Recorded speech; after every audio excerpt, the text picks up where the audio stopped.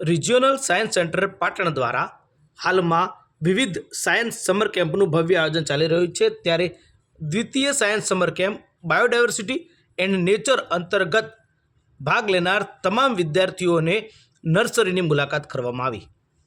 સમગ્ર વિશ્વ હાલમાં જ્યારે ગ્લોબલ વોર્મિંગ તળે આવી ગયું છે, ત્યારે બાળકોમાં નાનપણથી જ પર્યાવરણ ક્ષેત્રે પર્યાવરણનું સંરક્ષણ અને સંવર્ધન કરવું જોઈએ તેવા ગુણોનો વિકાસ થાય તે થીમને ધ્યાનમાં રાખીને ખાસ કરીને બાળકોને નર્સરીની મુલાકાત કરવામાં આવી। આપ દ્રશ્યમાં જોઈ શકો છો, બાળકો ઉત્સાહપૂર્વક આ કામગીરીમાં જોડાયા હતા। क्लासेस, असाइनमेंट्स, थकान और कभी कभी इम्यूनिटी भी इतनी लो हो जाती है, तभी मेरे एक दोस्त ने मुझे सजेस्ट किया Oreo antioxidant serum. 24 powerful ingredients और आयुर्वेदिक रसायन के साथ बनाया, जैसे berries, ashwagandha, aloe vera, green tea, तुलसी।